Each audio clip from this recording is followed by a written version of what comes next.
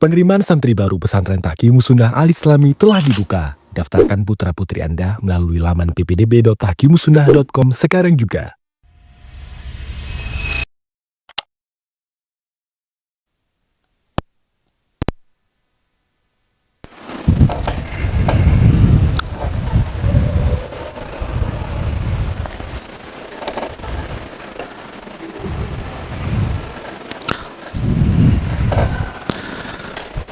Assalamualaikum warahmatullahi wabarakatuh. Bismillahirrahmanirrahim. Innal hamdalillah wassalatu wassalamu ala Rasulillah wa ala alihi wa ashabihi wa man walah.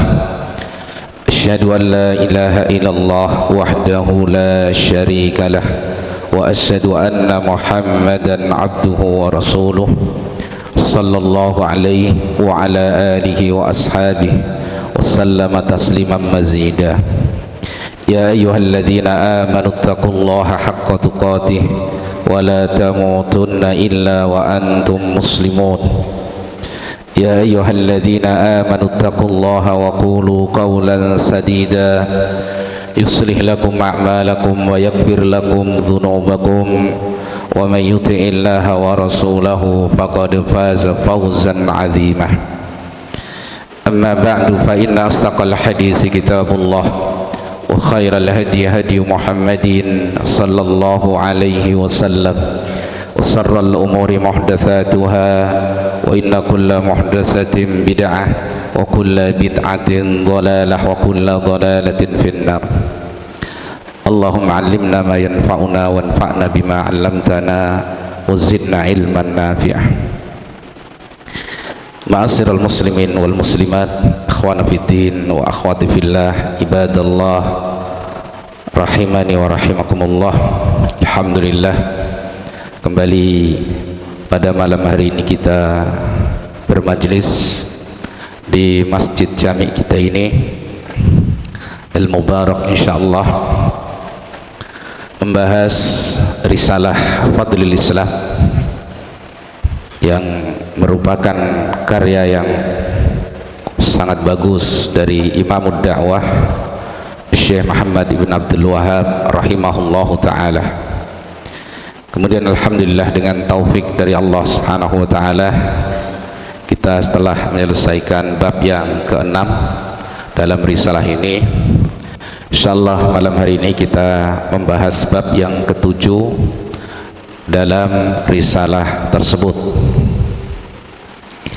yaitu qaulul muallif rahimahullahu ta'ala, bab wujubid dukhuli fil islami kullihi wa tarki ma siwahu. Bab wajibnya masuk ke dalam Islam secara keseluruhan dan meninggalkan segala sesuatu selain Islam. Itu judul babnya. Jadi bab wajibnya masuk ke dalam Islam secara total, keseluruhan, dan wajib meninggalkan semua selain Islam. Dulu di bab yang kedua ada bab wujubud dukhulil Islam, wajibnya masuk dalam Islam, atau wujubud dukhul fil Islam, kalau masih ingat di bab yang kedua. Jadi pertama fadlul Islam, yang kedua wujubul Islam atau wujubud dukhul fil Islam. Ini seakan dua bab ini mirip, tapi perbedaannya pada bab yang kedua, muallif rahimahullahu ta'ala ingin menjelaskan wajibnya masuk ke dalam dinul Islam secara global. Jadi masuk ke dalam pintunya, yaitu dinul Islam, menjadi seorang muslim. Tidak boleh seorang hidup bukan sebagai seorang muslim.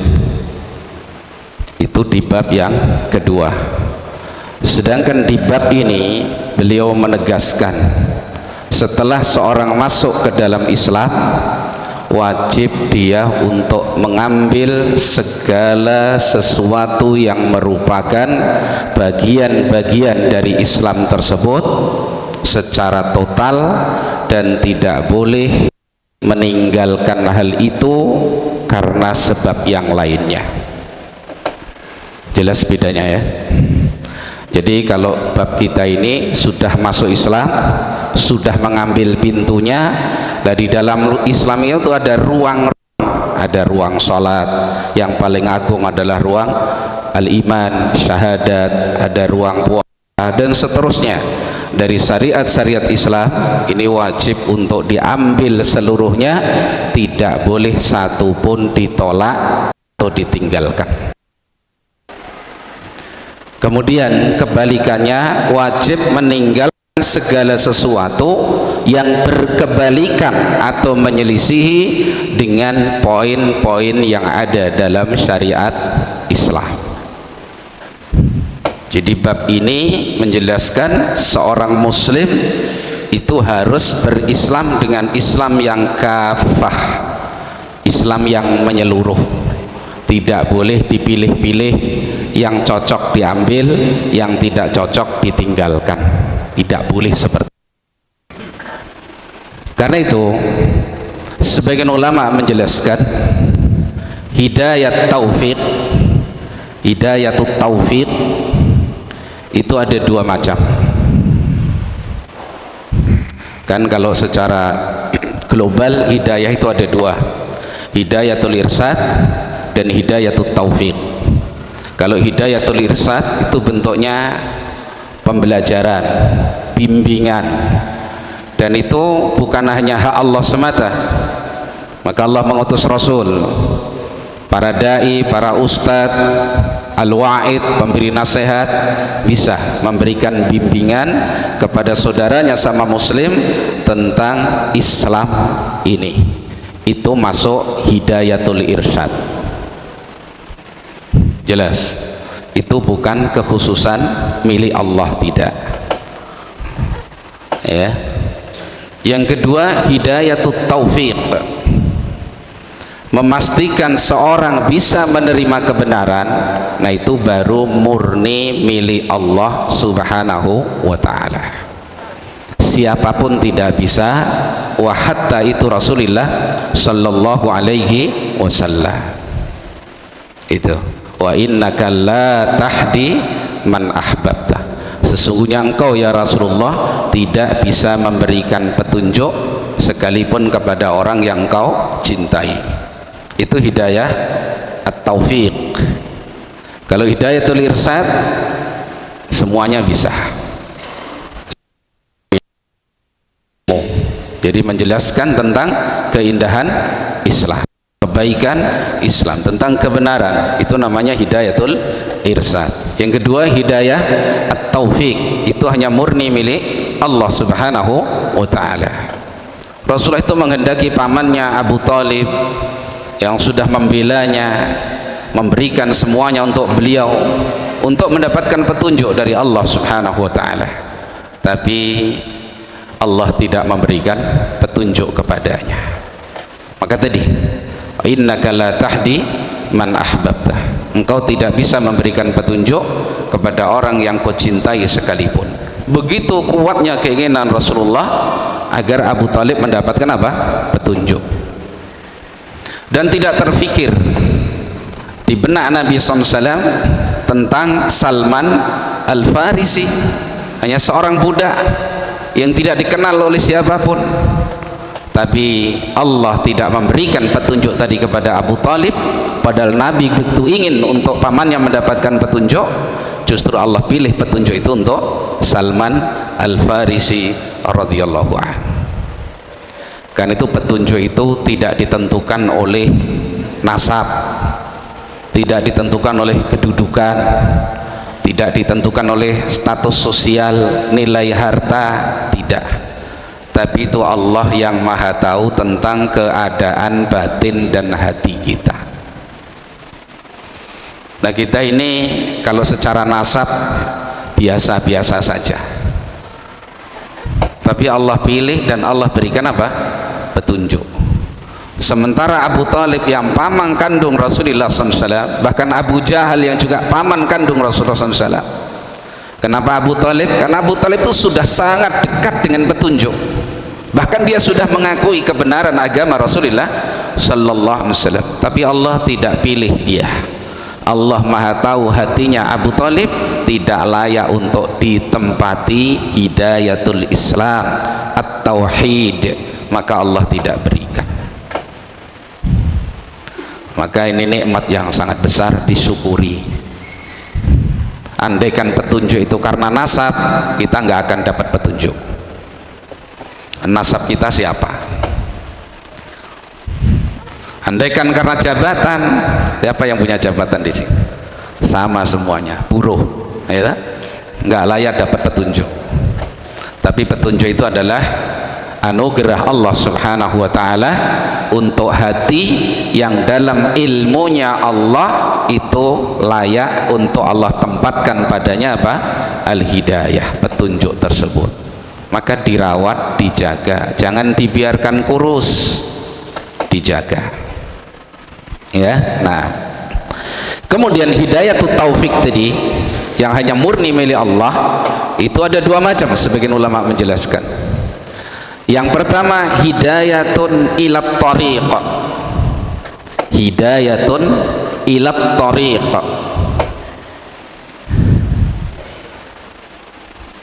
yakni bi ay yasrah Allah Subhanahu wa ta'ala sadral abdi liqabulil Islam atau liqabulil haqq.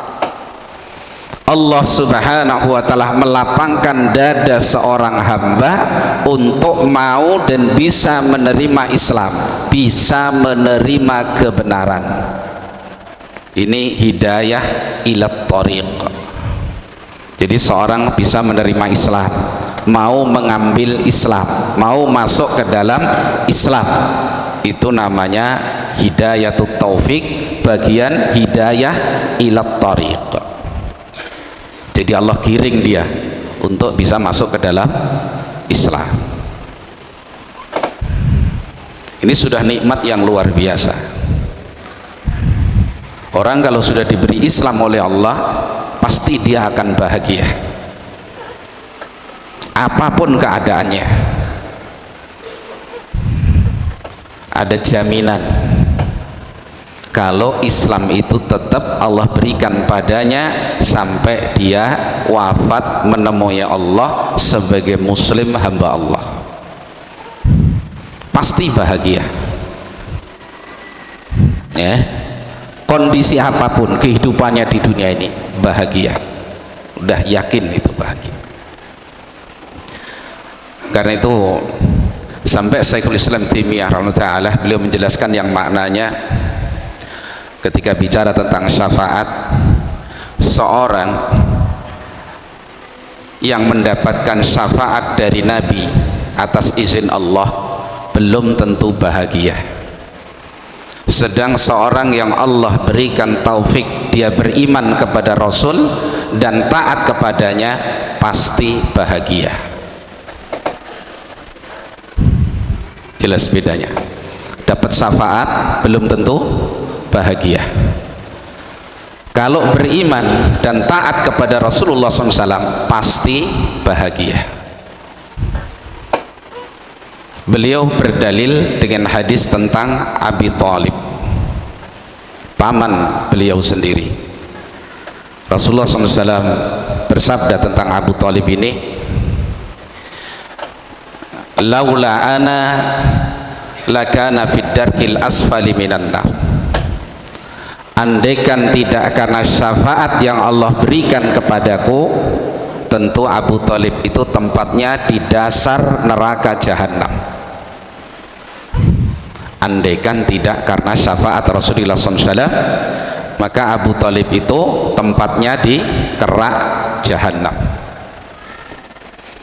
Itu pamannya loh ya, yang perjuangannya membela Nabi sudah luar biasa.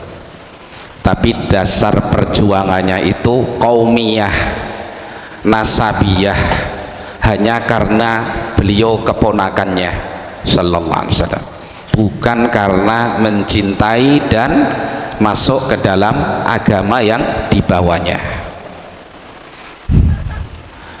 Nanti tentang pelajaran Abu Talib ini Syekh Muhammad bin Abdul Wahab juga menulis ya sirah singkat dan faidahnya tentang Abu Talib ini. Kemudian dalam hadis yang lain Nabi SAW mengatakan, inna ahwana ahlin nari azaban Abu Talibin yunta'alu bin na'laini minan nar yagli minhuma dimahuhu. Penduduk neraka yang paling ringan azabnya adalah Abu Talib, dipakaikan kepadanya terompah dari neraka, mendidih dengan sebab kedua terompah tadi otaknya selama-lamanya. Bahagia enggak Abu Talib? Dapat syafaat loh, dari dikerak neraka jadi penduduk neraka yang paling ringan azabnya. Apa penduduk neraka yang paling ringan azabnya? Dipakaikan kepadanya dua terompah, dua sendal dari neraka, mendidih otaknya. Itu paling ringannya azabnya. Bahagia enggak kira-kira Abu Talib? Tidak bahagia. Padahal dapat syafaat apa tidak? Dapat syafaat dari Rasulullah sallallahu alaihi wasallam.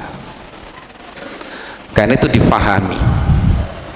Jangan seorang mengejar syafaat dari Nabi sallallahu alaihi wasallam tapi lupa bahwa untuk mendapat syafaat itu ada pintu yang harus dilewati. Nah, pintu ini paling pintunya pintu adalah tauhidullah. Karena itu Nabi mengatakan, inna syafaati li ahlil kabairi min ummati, sesungguhnya syafaatku itu untuk pelaku-pelaku dosa besar dari umatku, ahli tauhid. Jadi dapat syafaat belum tentu bahagia, tapi kalau beriman dan taat kepada Rasulullah SAW maka pasti bahagia. Jelas ini hidayah ilat tariq, jadi bisa menerima Islam, jadi seorang muslim. Seorang sudah jadi muslim belum tentu di dalam perjalanannya sebagai muslim dia mendapatkan taufik dari Allah bisa mengambil dan menerima poin-poin yang ada di dalam Islam. Butuh untuknya adalah hidayatun fit thariq. Itu yang kedua. Jadi kalau tadi hidayatun ilat thariq, sekarang hidayatun fit thariq, hidayah ketika sudah berada di atas jalan. Apa jalan itu? Islam. Sudah berada di atas Islam, ternyata kaum muslimin atau sebagian kaum muslimin ada yang bisa mendapatkan hidayah dari Allah sehingga dia bisa menerima tauhid, sehingga dia bisa menerima sunnah Rasulullah SAW. Fasara ahlus sunnah, jadilah dia seorang ahlus sunnah. Ada di antara mereka yang tidak mau menerima sunnah Rasulullah sallallahu alaihi wasallam, malah menerima kebid'ahan-kebid'ahan yang menyimpang tentunya dari sunnah Rasulullah sallallahu alaihi wasallam. Jelas ya? Jadi hidayatut taufik ada berapa?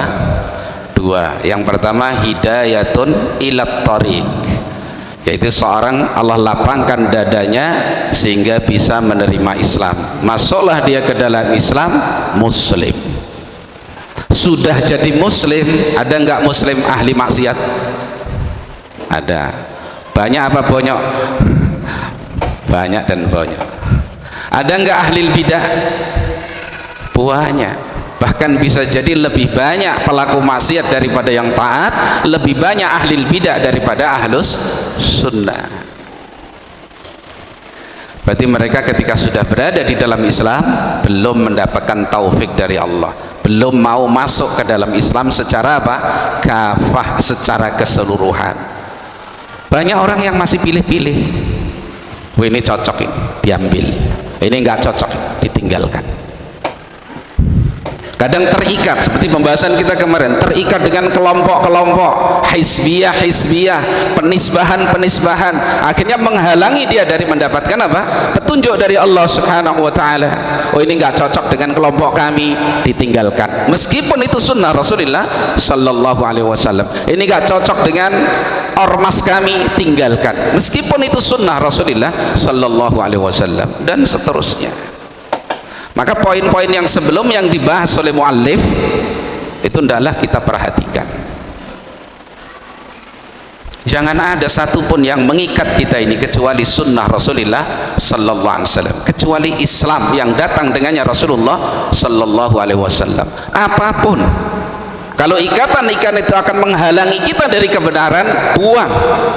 Nggak usah heman-heman, tinggalkan. Tidak menguntungkan sama sekali, ya. Nah, jadi begitu, supaya pintu hidayah Allah itu pada diri kita buka selebar-lebarnya. Dan inti yang harus betul-betul difahami di situ, ayyuhal ikhwah, as-sidqu ma'allah, jujur bersama Allah. Jangan ada dusta di hati kita. Maka penyakit nifaq itu sangat berbahaya, dan Allah Maha tahu. Allah itu tahu hati kita masing-masing, jujur tidak jujur, adakah kecenderungan mengedepankan hawa nafsu apa tidak, itu semua tidak ada yang luput dari pengawasan Allah Subhanahu wa taala, dari ilmunya Allah Subhanahu wa taala. Maka bangun as-sidqu ma'allah, jujur bersama Allah. Ini perangai yang paling afdal seorang untuk mendapatkan bimbingan, petunjuk dari Allah Subhanahu wa taala, ya. Dan orang itu mudah diajari kalau punya perangai itu. Orang itu kalau jujur keimanannya, cintanya kepada Allah jujur, cintanya kepada Rasulullah jujur, kepada Islam itu jujur, dia mudah diajari, mudah menerima kebenaran, karena yang dicari adalah apa yang Allah ridhoi. Bahkan ketika salah, mudah dia mengakui kesalahannya. Allahumma inni abduka zalamtu nafsi wa a'taraftu bidunubi. Ya Allah, sesungguhnya aku adalah hambamu dan aku telah mendolimi diriku, aku mengakui kesalahan-kesalahan dan dosa-dosaku. Jujur bersama Allah, ya. Kalau sesama manusia itu masih bisa ditipu. Kalau sudah di hadapan Allah antum sendiri terus nggak jujur, itu kira-kira mau alasan apa? Belum kita bicara Allah sudah tahu. Supaya hati kita ini hati yang layak untuk ditempati apa? Hidayah, ya. Nah,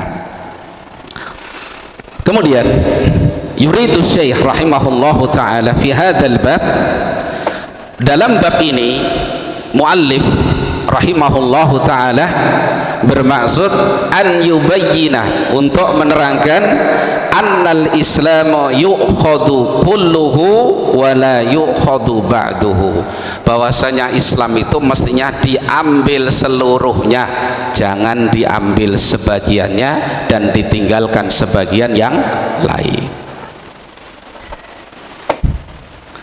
Jadi Islam harus diambil seluruhnya, hatta sekecil apapun dalam Islam. Apa misalnya yang kecil? Laki-laki, gak tahu ini kecil atau besar, kalau bagi saya besar ini. Laki-laki suruh membiarkan jenggotnya tumbuh, sudah diterima.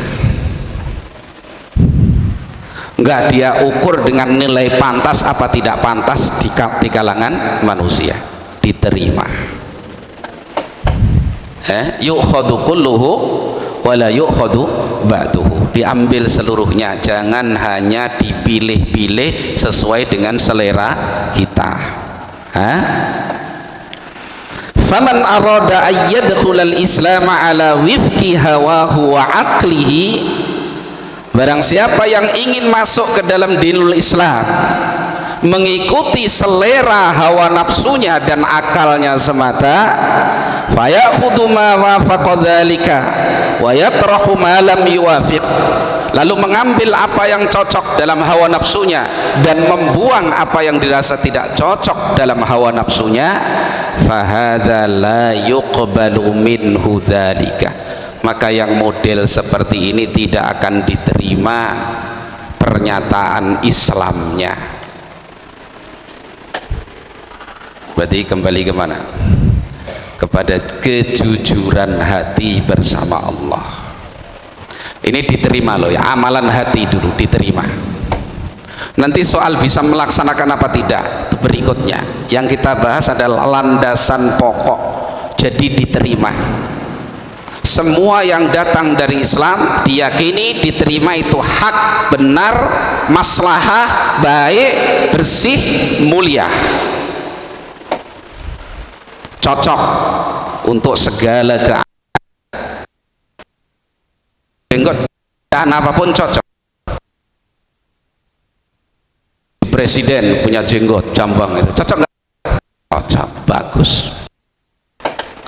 Kuli bangunan berjenggot, bagus nggak? Bagus, bagus. Resepsi hotel misalkan, cocok nggak berjenggot? Cocok. Itu apa misalkan? Makan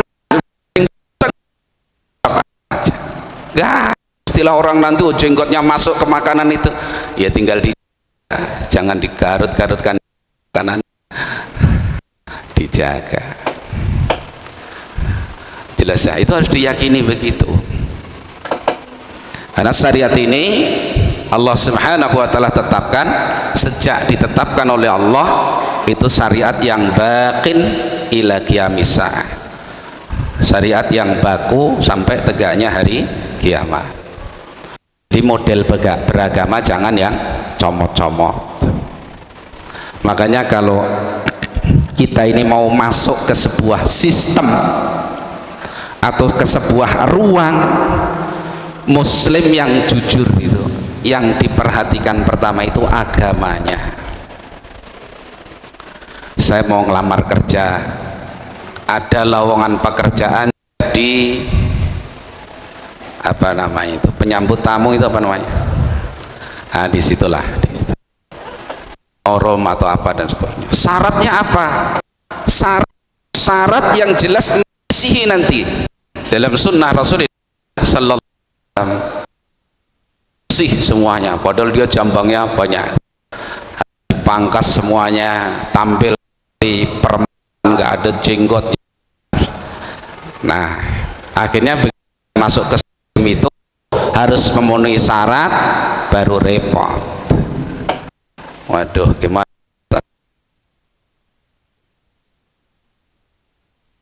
yang harus mikir ustadznya ini, dia gajian tiap bulan lah, ustadznya ini mikir toh gitu. Barakallahu fiikum kadang-kadang ya, insyaallah. Taib. Jadi siapa yang ingin masuk ke dalam Islam hanya karena mengikuti selera hawa nafsunya atau apa yang ditemukan oleh akalnya semata, lalu dia mengambil dari Islam itu apa yang cocok untuk hawa nafsunya, ditinggalkan apa yang menyelisih hawa nafsunya, maka ini la yuqbal, tidak diterima oleh Allah Subhanahu wa ta'ala. Ya, jadi jujur dalam mengambil Islam. Walau kana alladhi tarakahu qalilan walladhi akhadha bihi katsiran, meskipun yang dia ambil dia terima lebih banyak, yang dia tidak terima barangkali sedikit kecil atau barangkali cuma satu atau dua, itu tidak diterima dukhuluhu fil Islam. Ini bukan pengamalan loh ya, bukan pengamalan, tapi diterima dulu. Jadi seorang misalkan menerima semua syariat dalam Islam itu, cuman saya nggak terima tentang wajib atau keharusan wanita berhijab, ini nggak cocok ini. Semua bagus saya terima, satu itu tok saya nggak cocok, nggak diterima dia. Pernyataan Islamnya tidak diterima karena ada satu yang dia tidak terima, padahal itu syariat Allah Subhanahu wa ta'ala. Jelas ya? Nah, jadi harus diterima seluruhnya. Nah, balla buta an ta'khudha bil islami kullahu, bahkan engkau harus mengambil Islam secara keseluruhan, ambil seluruhnya, diterima. Nah, kita akan heran kalau ada seorang katanya muslim tapi begitu getol memerangi salah satu atau dua atau lebih dari syariat Islam tersebut, bahkan kadang-kadang yang lebih besar dari itu, takut kalau diterapkan hukum Islam. Itu hukum Islam untuk pencuri, misalkan pencuri kalau sampai nisab, apa hukum Islamnya? Dipotong tangan. Oh, ini tidak manusiawi, misalkan. Dia benci. Kalau semua saya terima, tapi yang model-model seperti ini saya tidak terima, itu keburukan, ini tidak bertentangan dengan apa sifat kemanusiaan, kejam misalkan. Na'udzubillah min dzalik. Atau hukum rajam misalkan bagi penzina. Ya. Nah, kali itu berkata Umar bin Abdul Aziz rahimahullahu taala, Amirul Mukminin, beliau mengatakan, la takun mimman yattabi'ul haqqa idza wafaqa hawahu wa yukhalifuhu idza khalafa hawahu. Janganlah kamu menjadi seorang yang mengikuti kebenaran itu karena mencocoki hawa nafsumu, dan engkau selisihi kebenaran ketika kebenaran itu tidak bercocokan dengan hawa nafsumu. Jadi yang jadi standar ukuran berarti apa? Hawa nafsunya. Yang menurut hawa nafsunya benar diterima, yang menyelisih hawa nafsunya tarokahu, ditinggalkan. Islam nggak boleh diperlakukan seperti itu. Apa ada orang semacam ini? Wallahu a'lam. Kalau dilihat realitanya ada. Kan itu orang munafik itu ya ada. Ya. Nah, baik. Jadi ingat wasiat yang sangat agung tadi. Jangan kalian menjadi golongan orang yang mengikuti kebenaran karena cocok dengan hawa nafsu, dan dia selisihi kebenaran tadi di saat kebenaran itu dia rasakan menyelisihi hawa nafsunya. Ini wasiat yang sangat agung, artinya mendidik kita supaya jujur di dalam mengikuti kebenaran. Dan ahli sunnah itu begitu jujur, baik dirasa menguntungkan atau dirasa itu memukul dirinya, kalau itu kebenaran diterima.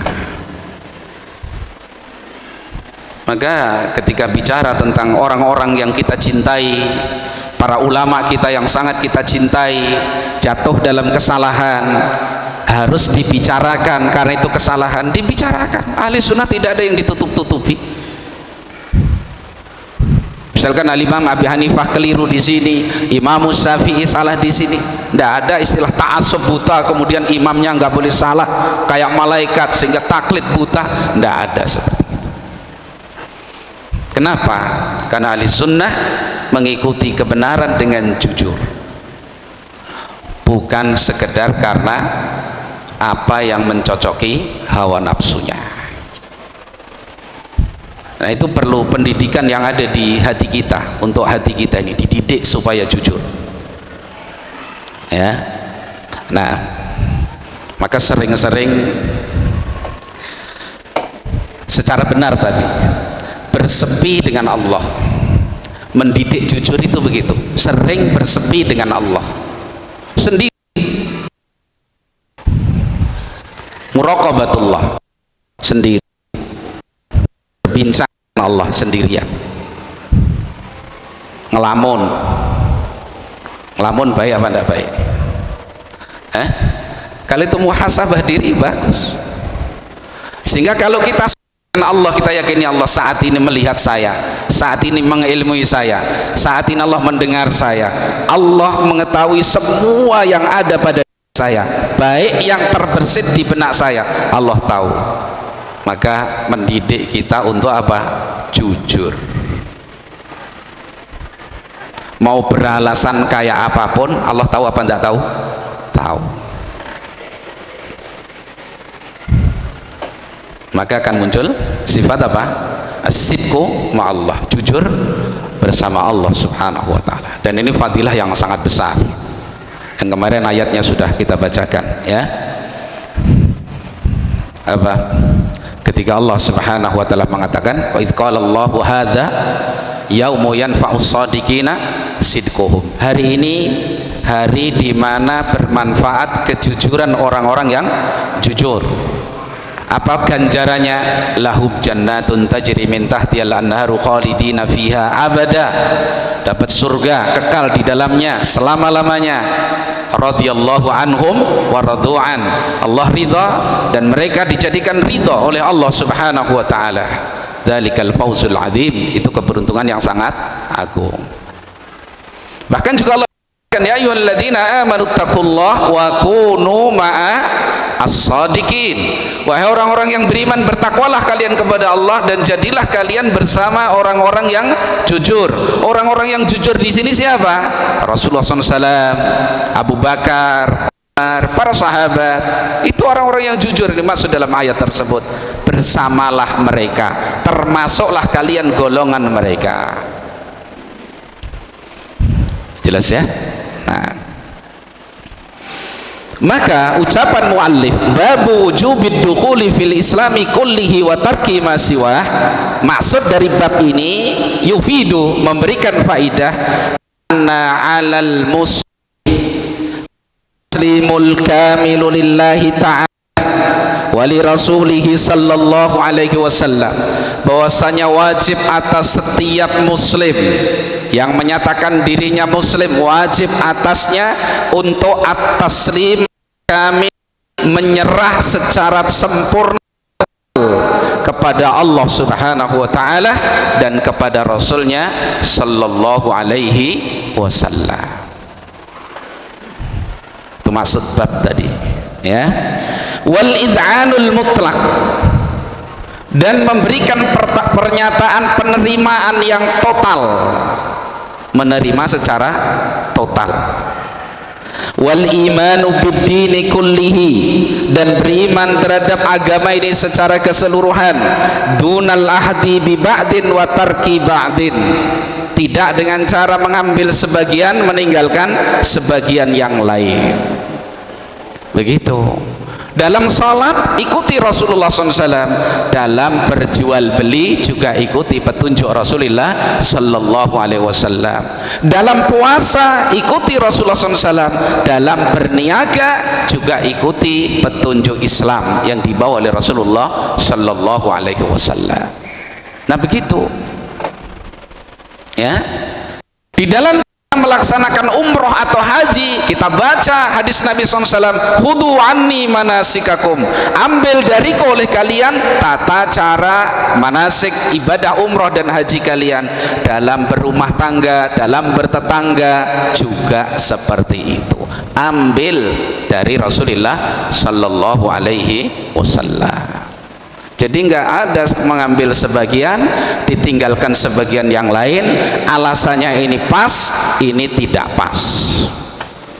Hari ini kalau diterapkan syariat Islam yang nggak cocok. Negara ini cocoknya adalah demokrasi, bukan syariat Islam. Hati-hati itu, padahal syariat Islam itu luas maksudnya.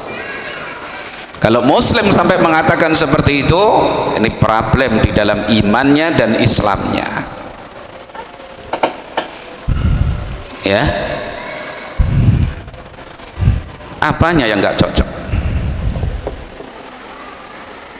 Hawa nafsu dia yang tidak cocok, maka terima, semuanya terima.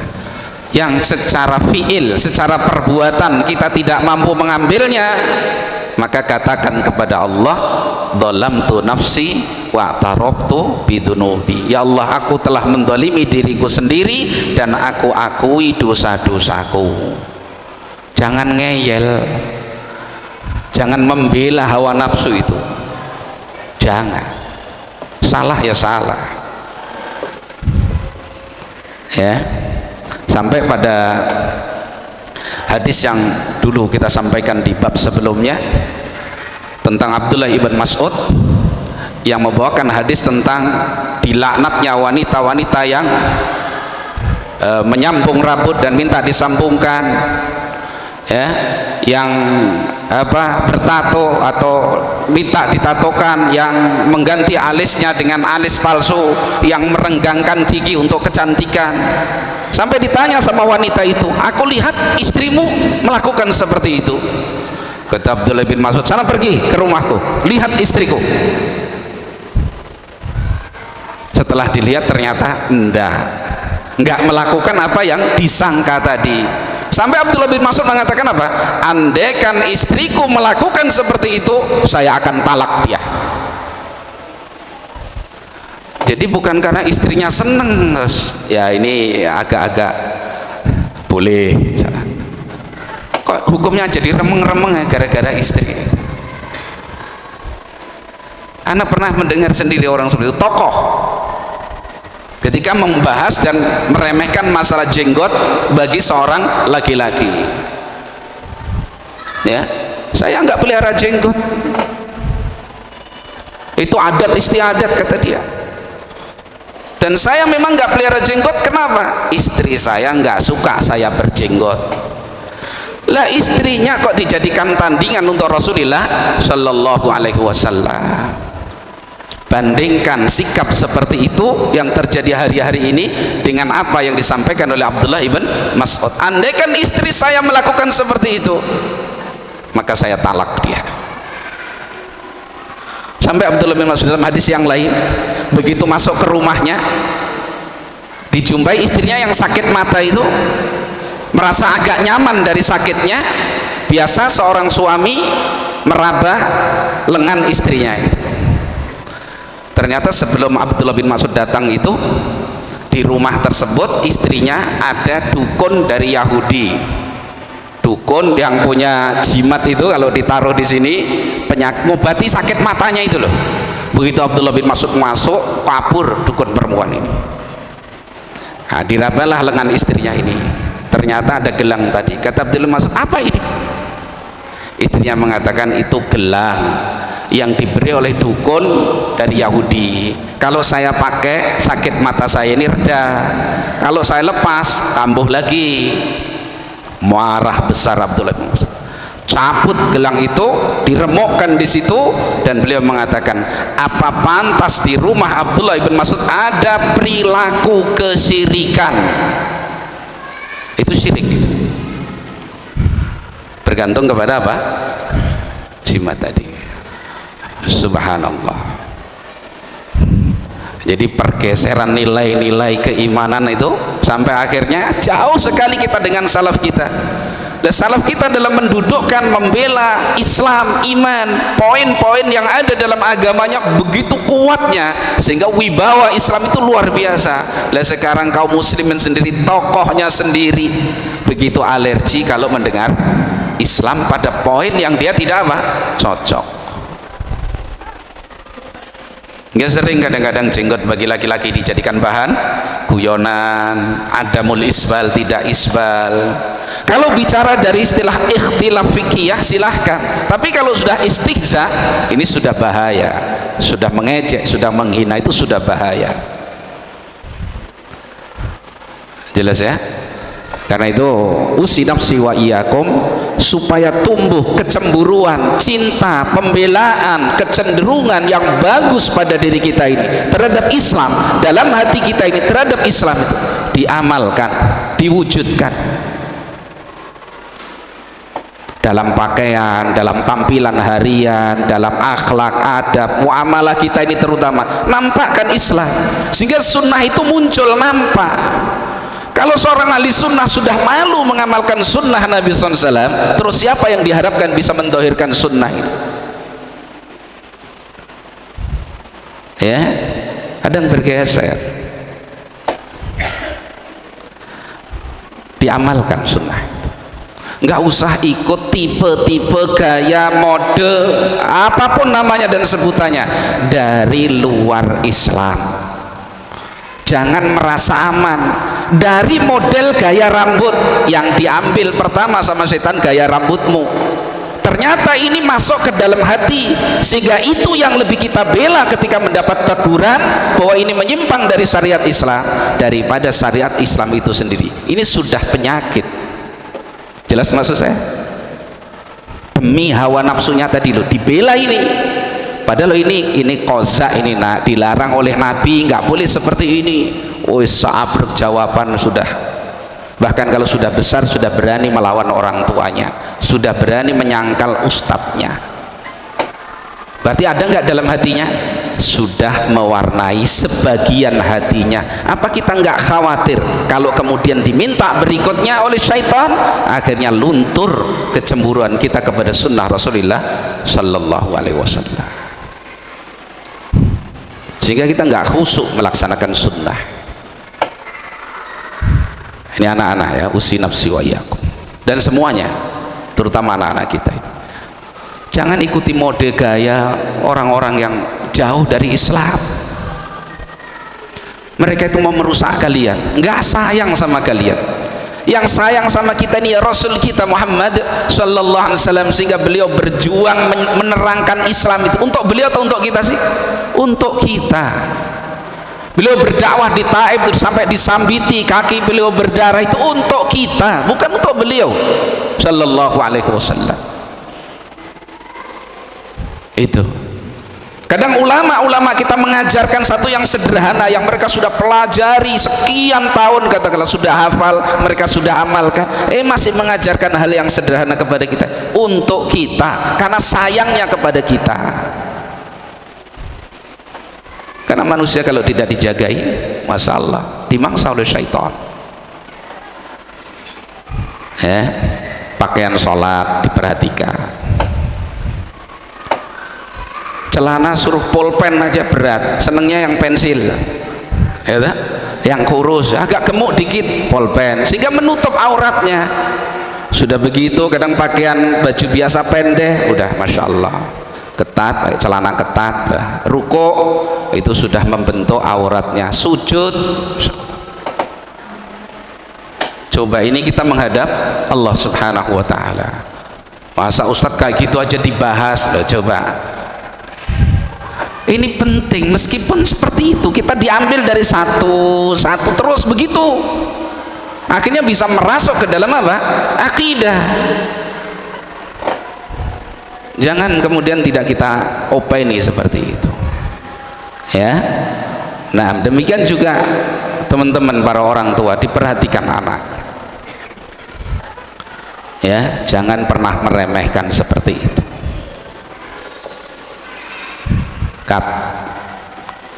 Kalau kita lalai, jadi makanya tadi duduk kepada Allah, kita mengadu sama Allah, bertanya sama Allah, kita ini lalai apa enggak? Lalai sebagai, kalau suami sebagai suami, istri lalai enggak sebagai istri, anak lalai enggak sebagai anak, ya. Terus orang tua lalai enggak sebagai orang tua, begitu seterusnya. Perlu duduk tadi loh sendiri sama Allah, karena kalau kita mau beralasan sama Allah itu nggak akan ada gunanya. Ya Allah, hambamu itu nggak lalai kok. Ya Allah tahu kok, mau dia ucapkan 1000 kali hamba nggak lalai, Allah tahu nggak tahu? Tahu. Disitulah pentingnya kita ini bersepi dengan Allah untuk mendidik apa? As-sidqu ma'allah, kejujuran kita bersama Allah. Maka diperhatikan itu, ya. Barakallahu fikum. Tayyib. Wa hadza min haitsul iqrar wa taslim.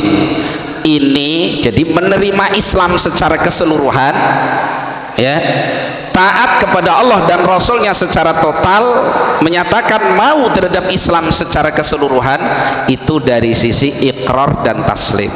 Jadi penetapan kita dan pernyataan hati kita menerima. Di sini dulu lapang hati kita menerima Islam, seneng gitu loh. Perempuan misalkan, seneng betul kok ada syariat hijab, indahnya, masya Allah, dipelajari, hikmahnya dibaca, sehingga dia akan semakin senang mengamalkan syariat Allah Subhanahu wa Ta'ala. Tidak terpaksa. Ketika ketemu orang yang sekomunitasnya hijab dipakai, begitu sudah dengan komunitas yang lain tanpa hijab, malu pakai hijab. Ini namanya dzul wujuh. Tahu dzul wujuh? Dosa muka, ngerti dosa muka itu? Wajahnya tidak cuma satu, ya'ti ila qaumin biwajhin wa ila qaumin akhir biwajhin akhar yunasibuh. Jadi datang ke satu kaum, ikuti dengan wajah kaum tersebut, ke kaum yang lain ikuti dengan wajah kaum itu yang sesuai dengannya. Jangan seperti itu. Ahlus sunnah, identitas kita dinampakkan. Nah, kalau sunnah itu kita amalkan, kita sebarkan, kita nggak akan malu. Nah, kalau ahli sunnah mengamalkan sunnah sendiri di tengah ahli sunnah, lah kok terasing? La haula wala quwata illa billah. Jadi ini taslim, dalam hati kita terima Islam. Nggak ada membantah di sini, nggak ada menolak dalam hati kita terhadap apa yang datang dengannya apa? Islam. Jelas ya dari sisi itu. Artinya dicek kejujuran kita di sini maksudnya, ya. Nah, amma min haitsul amal, adapun dari sisi melaksanakan Islam, mempraktekannya, mengamalkannya, fala syakka annahu la yalzamul muslima illa ma yastati. Maka tidak diragukan lagi, Allah tidak mengharuskan kepada hamba ini untuk melakukan sesuatu kecuali sesuai dengan apa? Kemampuannya. La yukallifullahu nafsan illa wus'aha. Maka seorang misalkan tidak mengambil Islam ini, belum bisa mengamalkan satu syariat, bukan berarti hatinya menolak, hatinya menerima, tapi belum bisa melaksanakannya, sehingga ada nilai sedih, ada keinginan kapan ya bisa melaksanakan. Ini tanda kejujuran dalam hati. Dohirnya belum bisa melaksanakan, maka kembali kepada ayat Allah, la yukallifullahu nafsan illa wus'aha. Allah tidak membebani satu jiwa kecuali sesuai dengan apa? Kemampuannya. Fattaqullaha ma istata'tum. Bertakwalah kalian kepada Allah sebatas kemampuan kalian. Tapi munculnya bukan karena apa?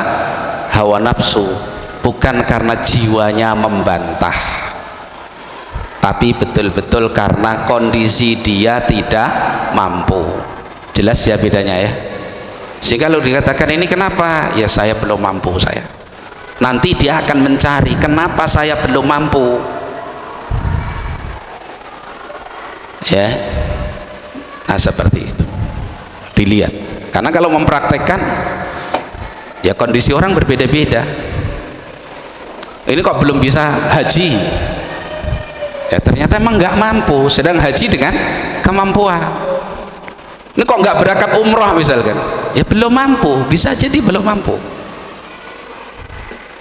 Jelas ya. Wah, hatta misalkan terjerembab dalam larangan misalkan, kalau berangkatnya bukan karena membolehkan, senang menghalalkan itu, maka itu perbuatan dosa, tapi hanya menyentuh lahir dia, tidak sampai melukai apa? Batinnya. Dibedakan. Jelas ini ya. Tapi dari sisi hati kita menerima, jiwa kita menerima, wajib diterima seluruhnya. Hatta misalkan apa yang kadang dipermasalahkan oleh orang-orang hari ini, pembagian warisan misalkan. Untuk anak atau laki-laki, kata Allah, walidzakari mislu hadzil unsayain, laki-laki dapat 2 bagian dari bagian wanita. Ini maklum sering didengar, tapi begitu praktek, Masya Allah, nggak terima kadang-kadang, nggak bisa. Saya udah ngopeni bapak sampai matinya kok. Lidzakari mislu hadzil unsayin, enak saja. Loh, hukum Allah dikatakan seperti itu. Kalau ternyata kita tidak mampu, saya ingin betul melaksanakan sebagaimana syariat Islam tadi, tapi ternyata keluarga saya yang ini, anggota keluarga saya yang ini ternyata tidak bisa, tidak mau, pokoknya harus dibagi sebagaimana adat yang ada. Udah, ini namanya uzur, dia belum mampu mengambil syariat Allah, tapi hatinya menerima apa tidak menerima? Dia terima. Ini yang paling pokok dan mendasar. Tapi kalau dia sudah komeni dari hatinya, ini jelas pembagian gak adil kalau seperti ini. Masa anak perempuan yang barangkali sekolahnya tidak jauh, butuh biaya yang banyak, hanya dapat bagian satu, sedang anak laki-laki yang sudah menghabiskan duit sekian banyak malah dapat dua. Ini gak adil ini. Hukum apa ini seperti ini? Setelah tahu itu adalah hukum Allah, maka ini beresiko kepada Islamnya. Artinya bisa dia kafir, keluar dari Islam karena penolakan tersebut. Jelas ini ya? Bisa difahami ya? Nah, bedakan. Hati menerima, dohirnya ternyata belum mampu melaksanakan. Ini lebih ringan. Ya, nah. Baik. Jadi seperti itu. Itu maklum insya Allah. Dan kita semua mengalami seperti itu. Banyak masian dari syariat Islam ini yang belum bisa kita kerjakan, banyak ya. Yang penting jangan ditolak, hatinya menerima, taslim, tunduk patuh. Jadi kalau salah yang ngaku salah, belum bisa yang mengaku dia yang lemah, dia tidak bela hawa nafsunya. Nah, kemudian beliau menyebutkan dalil untuk menguatkan bab yang beliau bawakan ini, wa qaulillahi ta'ala, dan firman Allah subhanahu wa ta'ala, ya ayyuhalladzina amanu dukhulu fis silmi kaffah, wahai orang-orang yang beriman, masuklah kalian ke dalam Islam ini secara total, kaffah. Wala tattabi'u khutuwatis syaitan, dan jangan kalian mengikuti langkah-langkah syaitan. Innahu lakum aduwwum mubin, sesungguhnya setan itu musuh yang nyata bagi kalian. Ini ayat yang pertama yang dibawakan muallif untuk menguatkan bab wajibnya masuk ke dalam Islam secara keseluruhan, dan sangat serasi, pas dalil dengan maksudnya. Sehingga Allah katakan ya ayyuhalladzina amanu, yang dipanggil adalah orang yang telah masuk Islam, orang-orang yang beriman. Jadi sudah mendapatkan hidayatun ilat thoriq, sudah mau menerima Islam, sudah mukmin, diperintah oleh apa? Oleh Allah, udkhulu fis silmi kafah, masuklah kalian ke dalam Islam secara total. Ini mengisyaratkan masih ada orang-orang yang sudah mendapatkan Islam sebenarnya, tapi tidak mau mengambil Islam secara keseluruhan. Maka Allah perintahkan udkhulu fis silmi kafatan, masuklah kalian ke dalam Islam secara keseluruhan. Ya, nah, makna as-silmi dalam ayat ini, udkhulu fis silmi, as-silmi. Ya, di situ ada dua penafsiran. As-silmi dalam ayat ini ada dua penafsiran. Yang pertama, annahu al-Islam, yang dimaksud as-silmi dalam ayat ini adalah al-Islam. Berarti ya ayyuhalladzina amanu udkhulu fil islami kafah, wahai orang-orang yang beriman, masuklah kalian ke dalam Islam. Sudah beriman tapi masih disuruh masuk ke dalam Islam secara keseluruhan. Itu silmi, makna yang pertama. Dan ini penafsiran yang masyhur dari kalangan salaful ummah dengan sanad yang sahih, ya. Jadi yang dimaksud as-silmi adalah dinul Islam. Makna yang kedua adalah as-silmi adalah at-ta'ah. Berarti ya ayyuhalladzina amanu udkhulu fit ta'ati kafatan. Wahai orang-orang yang beriman, masuklah kalian ke dalam ketaatan secara total. Makna ini meskipun lafadznya berbeda, itu tidak berseberangan. Karena Islam itu isinya adalah apa? Ketaatan. Islam itu artinya tunduk, patuh, taat. Berarti sama. Ya ayyuhalladzina amanu udkhulu fis silmi. Masuk ke dalam Islam berarti harus taat kepada semua yang datang dengannya apa? Islam. Jelas ya? Nah, berkata Imam Ibnu Katsir rahimahullahu taala tentang ayat tersebut, yaqulullahu taala amiran ibadahul mu'minin bih.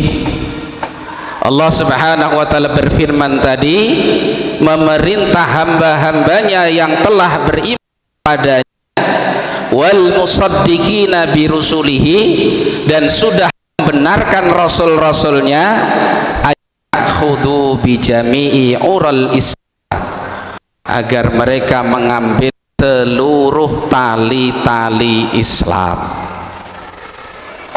Jadi jangan diambil sebagian, ditinggalkan sebagian yang lain, ambil seluruhnya, baik dari yang muamalah sederhana sampai yang puncak apalagi, yaitu akidah, tauhid, semua cabang-cabang Islam diambil,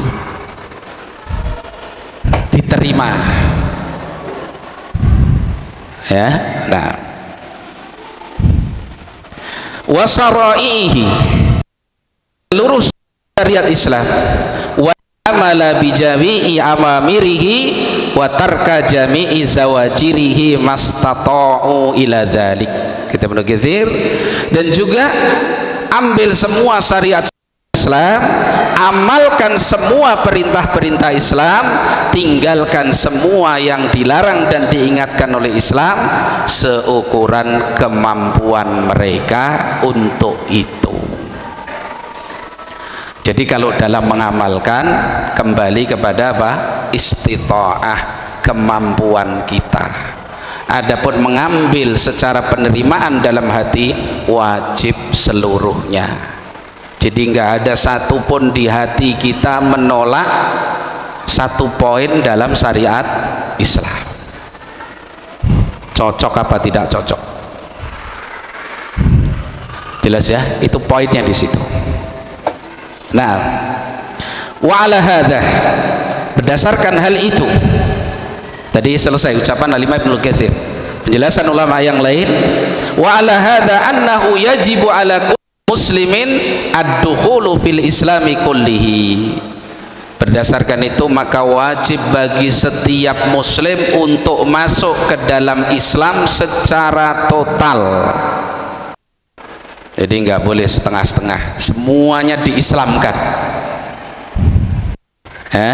Nah, famin huna, dari sini, la yasa'hu ay yakhruja an muqtadad din fi ayyi amrin minal umuri mu'taqidan annahu yasa'hu al-khurujin an hadzal amri. Dari situ maka tidak boleh seorang merasa boleh keluar dari ikatan syariat Islam, dari tuntutan agama ini, baik dalam satu poin dari poin-poin syariat Islam.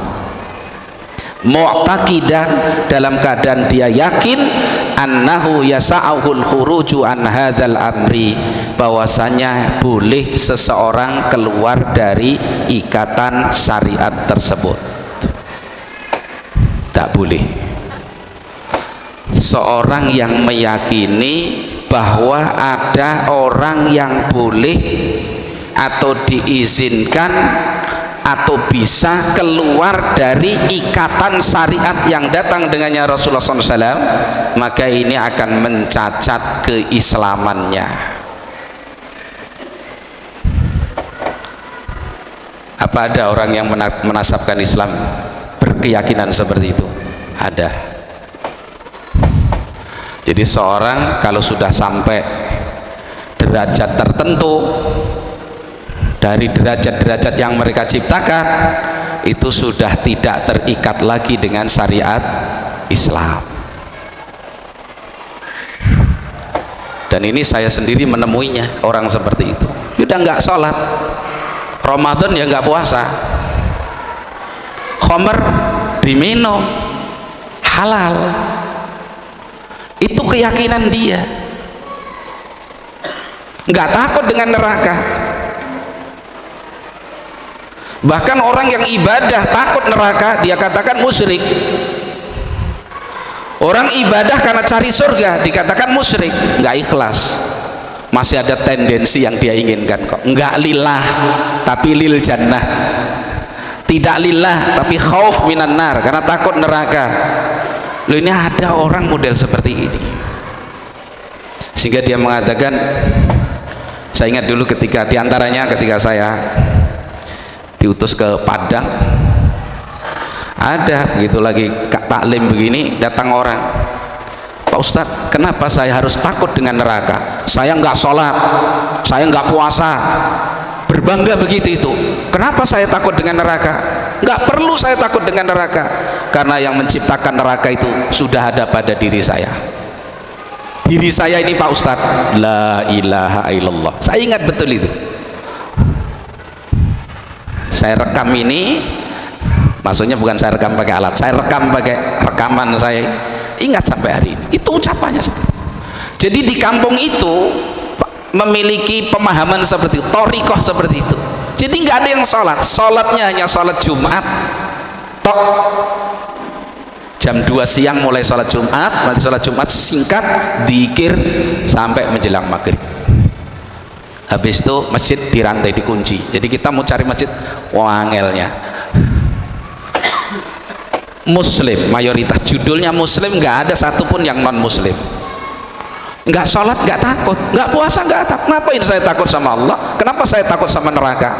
Orang Allah yang menciptakan neraka itu sudah ada pada diri saya, katanya. Manunggaling kawula Gusti. Ini ajaran seperti itu nisbahnya juga kepada Islam.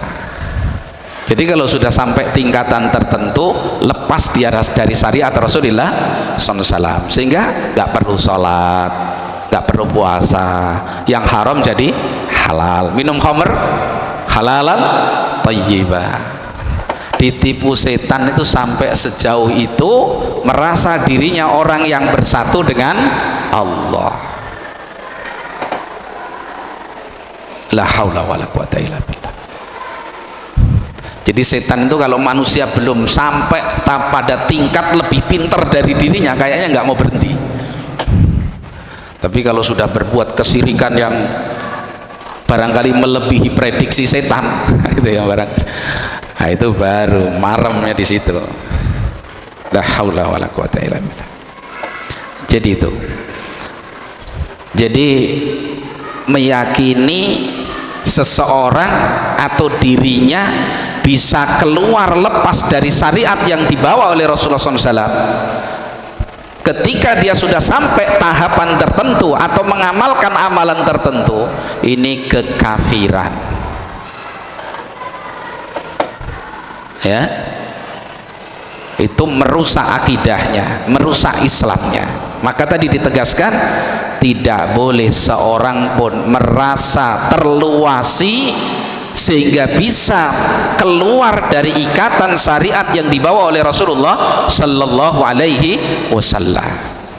Karena itu Syekh Muhammad bin Abdul Wahhab rahimahullahu taala, beliau menyatakan di antara salah satu pembatal Islam, beliau katakan, man i'taqada anna ba'dhan nasi yasa'ahul khuruju an syariati Muhammadin sallallahu alaihi wasallam kama wasi'al khadiral khuruju an syariati Musa alaihi salam fahuwa kafirun.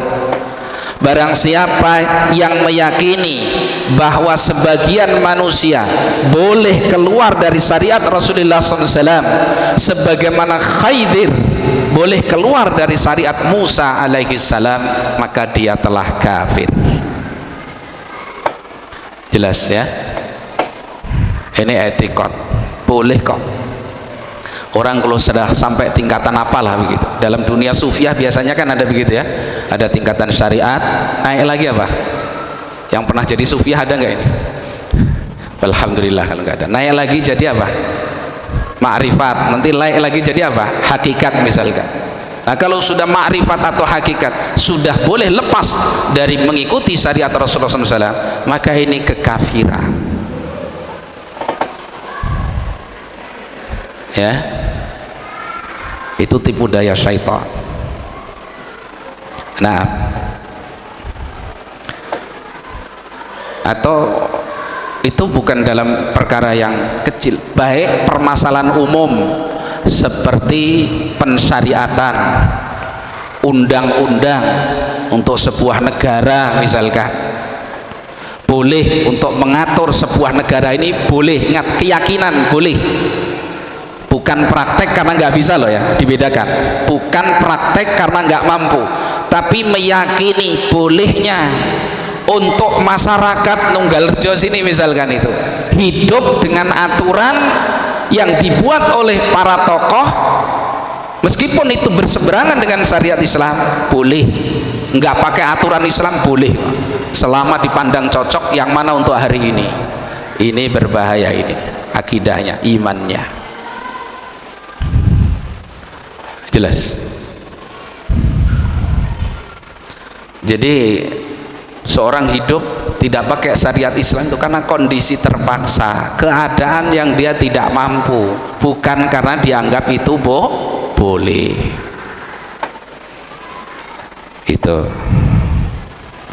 pencuri misalkan, apa tadi hukuman untuk pencuri tadi? Kalau sudah sampai nisab, potong tangannya. Ini sekarang nggak cocok kalau di lingkungan kita ini, boleh kok, bahkan bagus kita ganti dengan diarah aja keliling kampung, suruh bawa apa ini, kertas ditulisi saya pencuri misalnya, terus keliling sambil suruh pakai toa saya pencuri, ditukar, diganti potong tangan dengan seperti itu, lalu dianggap itu boleh, diyakini itu lebih maslahah. Ini adalah kekufuran. Berarti secara penerimaan asal dalam hati tidak sempurna. Jelas? Nah, cuman kalau pencuri di tempat itu digebukin misalkan begitu, nah itu pelanggaran ya, tidak langsung kemudian dihukumi Islamnya hilang, karena bisa jadi dia menerima Islam asalnya cuman tidak mampu mempraktekannya. Nanti pada dalil berikutnya akan dibahas itu ya, karena kadang-kadang begitu, taknin misalkan, bikin undang-undang, dibikinkan undang-undang oleh orang yang mencetuskan undang-undang yang mengganti total syariat Islam, padahal itu jelas-jelas berseberangan dengan Islam. Ini termasuk tidak mau masuk dan menerima Islam secara apa? Keseluruhan, tidak mau meninggalkan apa yang berseberangan dengan apa? Islam. Ya, kita nggak bicara negara tertentu atau kepemimpinan tertentu, tidak. Ini kaidah, rumus. Makanya bedakan dua hal tadi. Yang pertama adalah penerimaan dalam hati. Dalam hati, dalam jiwa kita sebagai seorang muslim, diterima Islam itu secara utuh tanpa dibeda-bedakan. Semua dari Allah, semua dibawa oleh Rasulullah SAW, semuanya adalah kebenaran dan kebaikan, titik. Poin yang kedua, dalam amal, kalau mempraktekkan Islam tadi, mengamalkannya sesuai dengan kemampuan. Kalau ternyata seorang tidak melaksanakan apa yang datang dengannya Islam, maka jangan kemudian kita hukumi Islam telah lepas darinya, karena bisa jadi karena apa? Tidak mampu. Ada nggak muslim yang minum khamr? Ada. Padahal khamr dalam syariat Islam dilarang apa diperintah? Dilarang. Dilarang apa dibolehkan? Dilarang. Wajtanibu, jauhi khamr itu, kata Allah SWT. Tapi muslim minum khamr, hilang Islamnya? Tidak. dia yakini khamr itu haram, dia nggak akan pernah ganti keyakinannya, dia yakini khamr itu haram, tapi barangkali karena dia tertipu oleh hawa nafsunya sehingga dia terjerembab dalam perbuatan minum khamr. Ada nggak muslim yang berzina? Ada. Bahkan di generasi awal pun ada yang berzina, ada yang minum khamr. Apa mereka kemudian batal Islamnya lalu kafir? Tidak. Ada sahabat yang terperosok kepada perzinaan radhiyallahu an, meskipun Allah sudah maafkan mereka karena kebaikan mereka yang sangat banyak. Artinya kalau seorang tertipu oleh bujuk rayu syaitan, pada diri manusia itu ada hawa nafsu, itu mungkin terjadi. Maka dibedakan antara penerimaan dalam hati, penerimaan dalam jiwa seseorang terhadap semua yang dibawa oleh Rasulullah SAW. Itu poin yang harus tidak boleh ada satupun cacat di situ, dengan mempraktekkan dengan amal zahir. Jelas? Seorang wanita berhijab, rapat berhijab sebagaimana yang dituntunkan oleh syar'i, tapi jiwanya dia tidak mau terima. Saya benci sebenarnya dengan syariat ini, cuman saya tinggal di lingkungan seperti ini, mau nggak mau saya harus beradaptasi. Saya sebenarnya benci ini. Kufur enggak kufur ini? Kufur, karena dia membenci. Artinya apa? Secara jiwa batin dia sudah tidak mau menerima, meskipun dia praktekkan amal tersebut. Jelas ya, ini batas yang harus difahami supaya tidak keliru. Makna menerima Islam berarti ada dua. Yang pertama, menerima seluruh Islam dalam batin dengan jiwa, diterima tanpa ada bantahan sedikit pun dan penolakan sedikit pun. Ini wajib, tidak boleh kurang satupun. Diterima, disukai, dicintai, begitu. Yang kedua, bentuk penerimaan dalam arti mempraktekkan dalam amal. Ini kadang-kadang terjadi kendala. Karena itu tadi dikatakan fattaqullaha mastata'tum, bertakwalah kalian kepada Allah sebatas maksimal kemampuan kalian. Jelas ya, hukumnya beda ini. Paham apa? Nggak salah paham lah? Nah, jelas. Jangan sampai salah paham, ya. Nah, kemudian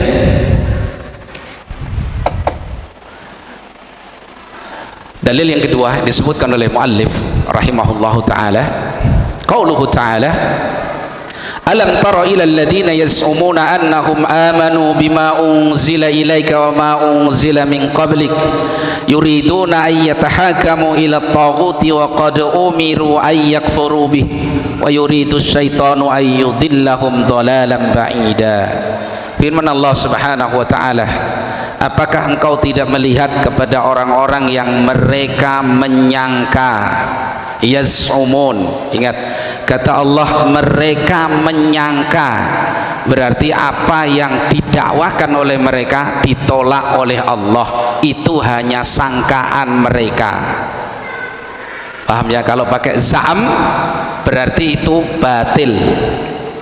Seperti ayat Allah Subhanahu wa taala menyatakan za'amal ladzina kafaru allai yub'atsu. Orang-orang kafir itu menyangka mereka tidak akan dibangkitkan. Berarti benar nggak sangkaan ini? Tidak, itu kebatilan, sangkaan yang salah. Nah, di sini orang-orang ini menyangka mereka beriman dengan apa yang diturunkan kepadamu ya Nabi Allah, dan apa yang Allah turunkan kepada rasul-rasul yang sebelummu. Mereka menyangka dirinya beriman. Berarti beriman apa tidak beriman? Tidak beriman. Imannya enggak diterima oleh Allah. Hanya apa kata Allah? Sangkaan mereka saja. Jelas? Seperti tadi, orang-orang kafir menyangka mereka tidak dibangkitkan. Dibangkitkan enggak mereka? Dibangkitkan. Berarti pernyataan mereka nanti enggak ada hari kebangkitan, itu hanya sekedar apa? Sangkaan. Jelas ya maksud ayat ini? Nah, Jadi itu hanya sangkaan mereka bahwa mereka beriman, tapi iman mereka tidak diterima oleh Allah Subhanahu wa taala. Kenapa? Yuriduna ayyatahakamu ila taghut. Mereka mengatakan beriman, tapi prakteknya berseberangan dengan keimanannya. Mereka ingin, ingat kalimatnya di sini, yuriduna.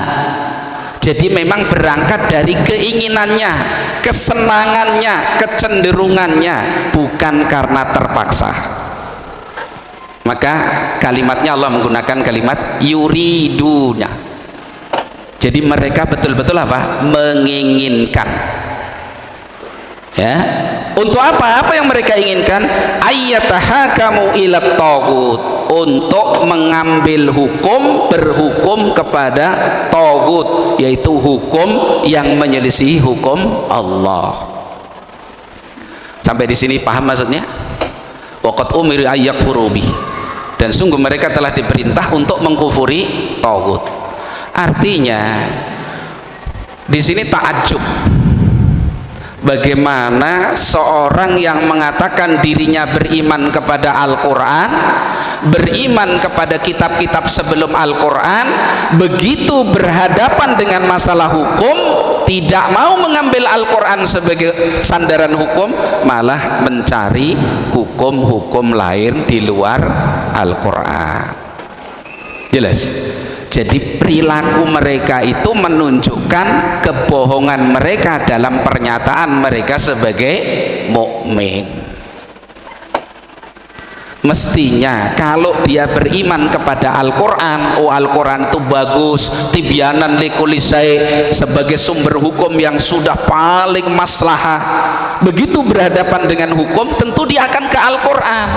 Nah ini katanya beriman kepada Al-Quran, begitu berhadapan dengan proses hukum, lari meninggalkan Al-Quran, mencari hukum-hukum yang menyelisihi Al-Quran. Maka Allah katakan yas'umun, iman mereka hanya sangkaan saja. Jelas ya? Ya. Jadi maksud ayat ini terkait dengan bab seorang yang mengambil hukum ketika dia ada permasalahan hukum, ya, menginginkan hukum tersebut, rohbah, dia memang senang, ingin terhadap hukum yang menyimpang dari hukum Islam, dia cari itu, maka berarti dia tidak mau masuk ke dalam Islam secara keseluruhan, masih mengambil mana yang cocok, meninggalkan mana yang tidak cocok. Jelas maksud ayat ini terkait dengan babnya adalah wajib masuk ke dalam Islam secara total dan meninggalkan selain Islam. Lah orang mengatakan sudah masuk Islam, mau menerima Islam, begitu ada permasalahan hukum, dianggap di Islam itu tidak cocok, tidak akan menguntungkan dia, tinggalkan Islam, dia cari hukum yang menyelisihi Islam. Berarti masuk secara total apa tidak? Tidak. Jelas ya ayat ini seperti itu. Waqad umiru ayyakfuru bih, dan mereka sudah diperintah untuk mengkufuri hukum taghut tadi. Wa yuridu syaitanu ayyudillahum dhalalan ba'ida, dan syaitan menginginkan untuk menyesatkan mereka dengan kesesatan yang jauh. Ini contoh yang diberikan oleh muallif dalam ayat ini terkait dengan permasalahan hukum, dan ini yang paling banyak terjadi pada orang yang menyatakan dirinya menerima Islam. Jadi hikmah muallif menyebutkan ayat ini sebagai contoh, sebagai penguat dalam bab. Beliau mengambil contoh yang paling sering tersebar di kalangan manusia, baik fardiyah, perorangan, ataupun jamaiyah, komunitas yang banyak, bahkan kadang-kadang sebuah negeri. Lari dari Islam, mengambil hukum-hukum yang berseberangan dengan Islam, bahkan mendudukkan dan memuliakan orang-orang yang dianggap tokoh, bahkan dibiayai untuk menyusun aturan-aturan yang jelas-jelas nanti berseberangan dengan Islam. Karena itu permasalahan yang pertama kali terangkat dari Islam ini adalah hukum. Nanti yang terakhir sholat. Nah, cari hukum sekarang ini susah apa? Mudah. sulit antum cari hukum yang benar hari ini. Sedekah Rasulullah sallallahu alaihi wasallam. Ya, nah.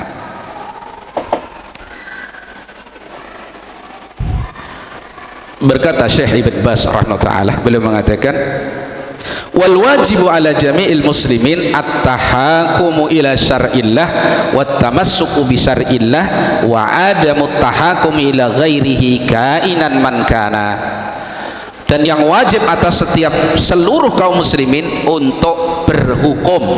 Tahakum itu mencari penyelesaian hukum, untuk mencari penyelesaian hukum kepada syariat Allah dan berpegang teguh dengan syariat Allah dan tidak mencari penyelesaian hukum kepada selainnya apapun hukum tersebut. Maka kita hati-hati ketika kita menuntut saudara kita, tuntut padahal hukum yang digunakan itu adalah hukum yang berseberangan dengan syariat Allah. Hati-hati, jangan-jangan karena emosi atau karena kita mempertahankan hak kita misalkan, ya, kemudian kita salah berlebihan, ya, padahal kita tahu bahwa hukum yang dipakai adalah hukum yang berseberangan dengan syariat Allah subhanahu wa ta'ala. Ya, hadza huwal wajibu 'alal muslimina jami'an. Ini kewajiban semua kaum muslimin. Ya, karena itu dulu di antara yang disebutkan oleh ulama tentang asbabun nuzul ayat tadi, sebab turunnya ayat alam tara ilal ladzina yas'umuna annahum amanu bima unzila ilaika wa ma unzila min qablik sampai akhir ayat tadi yang dibawakan muallif. Di antara sebab turunnya itu dulu terjadi kasus antara seorang Yahudi dengan seorang munafik yang dohirnya muslim, mukmin. Munafik itu dohirnya muslim, berseteru dalam satu permasalahan. Yahudi itu bilang, kita berhukum kepada Rasulullah SAW, kita berhukum kepada Muhammad, karena Yahudi itu ngerti Rasulullah itu nggak mau mengambil riswah. Ya, si munafik ndak, si yang dohirnya muslim tadi malah ndak, jangan kepada Muhammad, jangan kepada Rasulullah, kita kepada si fulan saja, seorang tokoh yang dia sebut. Maka akhirnya karena berselisih begitu, mereka bersepakat udah Yahudi tetap bersikukuh kepada Rasulullah SAW. Yahudi malah mengajak kepada siapa? Rasulullah SAW. Berangkatlah kepada Rasulullah SAW. Begitu sampai di hadapan Nabi, teliti masalahnya dan seterusnya, Rasulullah memutuskan satu keputusan. Begini keputusannya, yang keputusan ini dirasa oleh si munafik merugikan dia. Begitu keluar dari majelis Nabi, masih mereka berselisih, si munafik masih belum terima pokoknya. Yuk kita ke Umar saja. Akhirnya keduanya datang ke Umar. Begitu sampai di hadapan Umar, si Yahudi mengatakan, tadi kami sudah berhukum kepada Rasulullah SAW. Rasulullah sudah memutuskan keputusannya seperti ini. Lah ini muslim ini yang munafik tadi lah nggak terima, dia mengajak kita ke kamu, ke engkau. Maka Umar berkata kepada si munafik tadi, apa benar kisahnya seperti itu? Kata munafik, iya memang begitu. Maka Umar, tunggu sampai saya ambil keputusan untuk kalian. Maka Umar masuk ke dalam rumah, beliau ambil pedangnya. Mana tadi yang tidak terima dengan hukum Nabi, maka ditebas kepalanya oleh Umar, lehernya ditebas, dibunuh oleh Umar. Ini balasan untuk orang yang tidak terima dengan hukum Rasulullah Sallallahu Alaihi Wasallam. Berarti Umar hukumnya apa ini? Muslim apa kafir? Kafir. Seorang yang tidak terima dengan hukum yang ditetapkan oleh Rasulullah Sallallahu Alaihi Wasallam. Maka turunlah ayat Allah tadi, alam tara ilal ladzina yas'umuna annahum amanu bima unzila ilaika wa ma unzila min qablika yuriduna ayyatahakamu ila at-taghut. Ya, nah. Kemudian Syekh bin Baz Beliau mengatakan, fa inna man lam yarda bi hukmir rasul sallallahu alaihi wasallam fa huwa kafirun. Karena sesungguhnya orang yang tidak ridho dengan hukum Rasulullah SAW berarti dia telah kafir. Fal wajibu ar-ridho bi syar'illah, maka yang wajib adalah ridho dengan syariat Allah, war ridho bi hukmillahi ta'ala, dan ridho dengan hukum Allah Subhanahu wa ta'ala. Faman kariya hukmallahi fahuwa kafirun, barang siapa yang membenci hukum Allah berarti dia telah kafir. Qala ta'ala dzalika bi annahum karihu ma anzalallah fa ahbata a'malahum. Yang demikian itu karena mereka membenci apa yang Allah turunkan, maka hal itu menghapus amal-amal mereka. Itu kalam Syekh bin Baz rahimahullahu taala. Jadi contoh seorang yang belum menerima atau masuk ke dalam Islam secara keseluruhan dalam ayat ini adalah dicontohkan dalam at-tahakum, mencari hukum. Jelas ya? Nah, dalam hal ini ada 4 hal yang perlu kita perhatikan terkait ayat tersebut untuk pembahasan kita sebagai tambahan penjelas ya. Berarti di sana ada poin pertama, pembuat hukum, penyusun undang-undang yang menyelisihi hukum Allah Subhanahu wa ta'ala, dan orang-orang yang mentaatinya padahal tahu dia bahwa itu menyelisihi syariat Allah. Ini yang pertama. Berarti al-musyarri, pembuat hukum, pembuat undang-undang, dan orang yang ridho sepakat dengannya dalam keadaan tahu. Maka dijelaskan oleh para ulama, golongan yang seperti ini telah terbatalkan Islamnya, keluar dari agama Allah Subhanahu wa ta'ala, tidak menerima Islam secara total, hilang. Meskipun dia terima yang lain, tapi terhilangkan, terbatalkan dengan sikap dia tadi.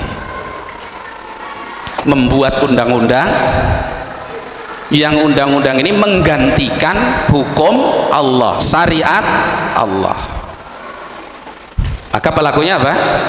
Kafir. Jelas ini yang pertama. Poin yang kedua, hakim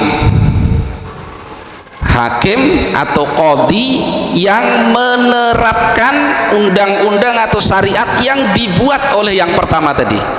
Jelas kasusnya? Kalau pertama yang membuat undang-undang, yang kedua hakim yang menggunakan undang-undang tersebut, hukum tersebut. Maka di sini ada perincian. Yang pertama, kalau dia mustahilun, meyakini menggunakan undang-undang ini, dia sebagai hakim untuk menetapkan perkara yang dia hadapi, untuk menyelesaikan permasalahan yang ada di hadapannya sebagai seorang hakim, dia anggap halal menggunakan aturan atau syariat yang menyelisih syariat Allah tadi, hadza kafirun, ini juga kafir, batal Islamnya. Apa poin pokoknya?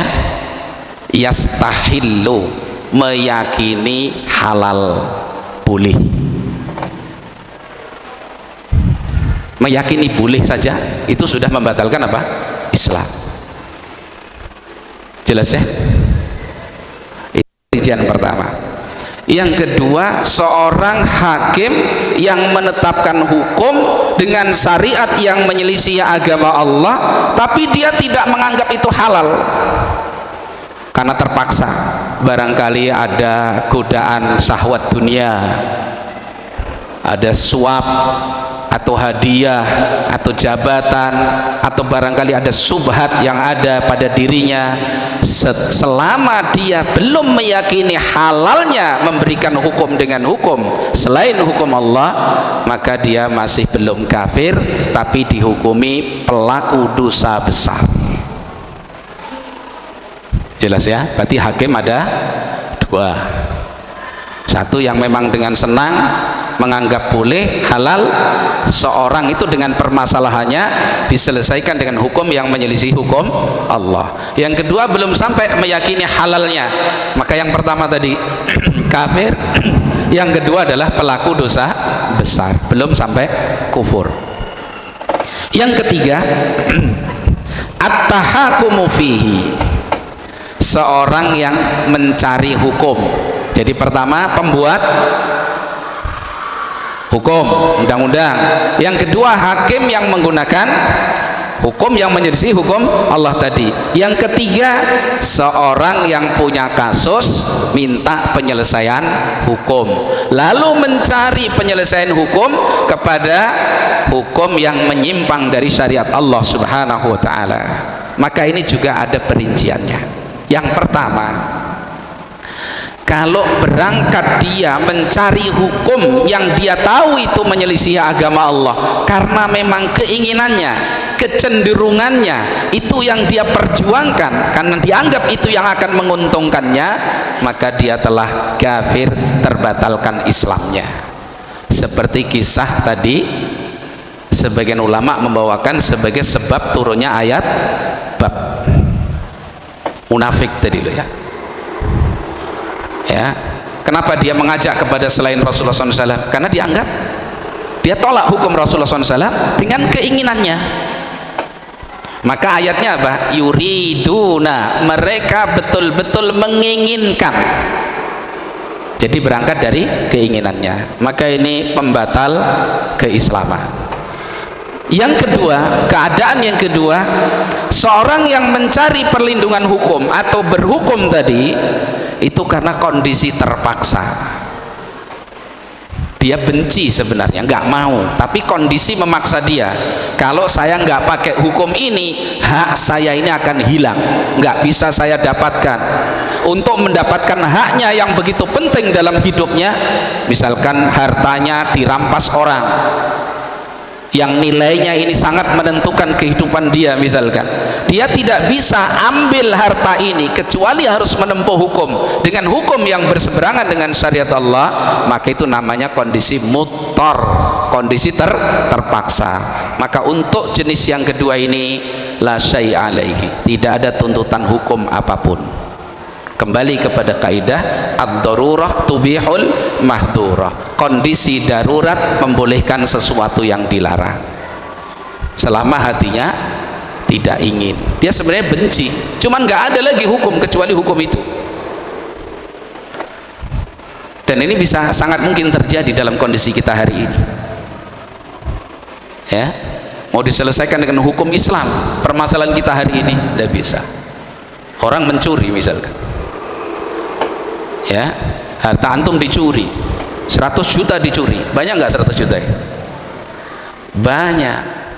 Ini bisa menentukan kehidupan kita. Nggak bisa kita selamatkan harta kita ini begitu pencurinya tertangkap, nggak bisa, kecuali kita harus proses dalam hukum yang jelas nanti menyelisih hukum Allah. Pencurinya nggak dipotong tangannya atau bagaimana penyelesaian di mahkamah syariah, kita tahu seperti itu. Tapi itu kalau nggak kita tempuh, kita tidak akan mendapatkan apa? Hak kita. Maka terpaksa dilakukan seperti itu, maka karena keterpaksaannya dimaafkan oleh syar'i. Namanya darurat. Ini penjelasan para ulama kita ya. Kemudian keadaan yang keempat adalah kondisi sebuah negeri.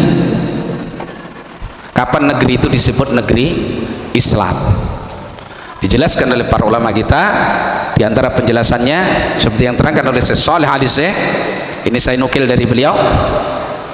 Jadi keadaan satu daulah yang dikatakan oleh beliau tadi, rincian tadi juga dari beliau ya, antara musyarri, hakim, tahakum, dan yang terakhir keempat adalah halud daulah, keadaan sebuah negeri. Kapan dikatakan itu negeri Islam atau sebaliknya? Beliau katakan mata at-tahakumu ila taghuti dhahiran fasiyan qawiyan hadhihi daulatul kufri. Kapan saja di sebuah negeri berhukum, mencari suaka hukum kepada tauhid, kepada hukum-hukum yang menyimpang dari Islam itu nampak jelas, menang, tersebar, kuat, berarti negeri tersebut negeri kufur, bukan negeri Islam. Ya. Yang kedua, mata kana qalilan, tapi kalau berhukum dengan hukum tauhid, hukum yang menyimpang dari hukum Allah itu sedikit, khafiyat, tersembunyi, nggak begitu nampak, nggak menang, au qalilan zahiran, tapi meskipun nampak tapi cuman di poin tertentu, kecil, sedikit, wayungkar, itu pun diingkari oleh orang yang banyak, fal ardu ardul Islam, maka daerah itu adalah daerah Islam, negerinya negeri Islam. Nanti bisa dilihat di secara rinci di penjelasan beliau dalam kitab beliau At-Tamhid li Syarhi Kitab Tauhid, ketika beliau menjelaskan kitab tauhid di ayat yang tadi dibawakan oleh muallif rahimahullahu taala. Ya. Nah, karena itu yang wajib terkait dengan ayat tersebut adalah berhukum dengan hukum Allah Subhanahu wa taala. Ya, barang siapa yang mencari suaka hukum kepada selain syariat Allah, berarti itu mencacat pada asal tauhidnya, menghilangkan apa? Islamnya. Ini menunjukkan bahwa berhukum dengan syariat Allah adalah wajib, berhukum dengan syariat Allah adalah wajib, dan berhukum dengan undang-undang atau barangkali aturan-aturan turun temurun misalkan begitu, atau hukum-hukum jahiliyah yang lain apapun yang menyelisih hukum Allah Subhanahu wa taala, ini termasuk kufur akbar dan termasuk bentuk tidak masuk ke dalam Islam secara apa? Keseluruhan. Maka babnya tadi adalah bab wajibnya masuk ke dalam Islam secara keseluruhan. Kok dalam bab hukum mengambil selain dari Islam, berarti belum mewujudkan masuk ke dalam Islam secara apa? Keseluruhan. Jelas ya? Taib. Insyaallah itu yang kita bahas pada malam hari ini. Masih ada beberapa dalil, mudah-mudahan nanti bisa kita lanjutkan di pertemuan berikutnya bi'aunillahi subhanahu wa ta'ala. Wallahu a'lam bishawab. Sallallahu wasallam wa baraka ala nabiyyina Muhammadin wa ala alihi wa sahbihi ajma'in. Subhanakallahumma bihamdik asyhadu an la ilaha illa anta astaghfiruka wa atubu ilaik. Assalamualaikum warahmatullahi wabarakatuh.